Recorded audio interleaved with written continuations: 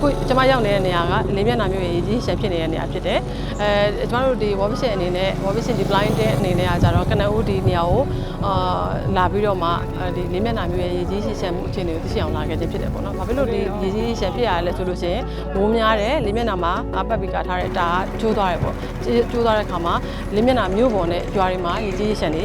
အများကြီးဖြစ်သွားတယ်။လယ်မြေတွေရေဖုံးလွှမ်းသွားတယ်ရေလွှမ်းသွားတယ်အိမ်တွေရေနစ်မြုပ်သွားတယ်။ကျောင်းတွေစေယုံတွေအားလုံးရေနစ်သွားတယ်ပေါ့နော်။ရေမြုပ်သွားတယ်။အဲ့လိုမျိုးနစ်မြုပ်နေတာဖြစ်တဲ့အတွက်လူတွေအကုန်လုံးကစေယုံဒီကျောင်းတွေပြီးသွားလို့ရှိရင်ဖုံးကြီးကျောင်းတွေ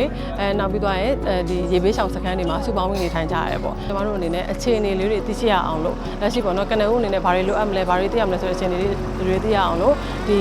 လေးမျက်နှာမျိုးကိုလာခဲ့ခြင်းဖြစ်တယ်ပေါ့နော်ကျွန်တော်တို့စုစုပေါင်းရွာပေါင်း600ကိုသွားခဲ့တယ်ပေါ့နော်ရွာပေါင်း6ရွာမှာ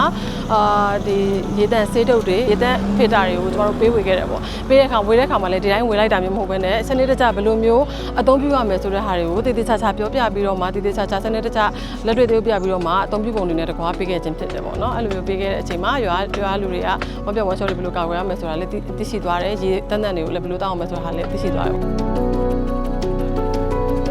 စကမ်းမှာစုပေါင်းဝင်နေထိုင်တဲ့သူတွေနဲ့ကျမတို့မင်းမြန်းတဲ့အချက်အရပထမဆုံးကအခြေခံစားတောက်ကုန်တွေလိုအပ်တယ်ပေါ့ပြီးသွားလို့ရှိရင်တန်ရှင်းတဲ့တောက်သုံးရည်နဲ့တကွေးတန်ရှင်းသုံးပစ္စည်းတွေလိုအပ်တယ်ပြီးသွားလို့ရှိရင်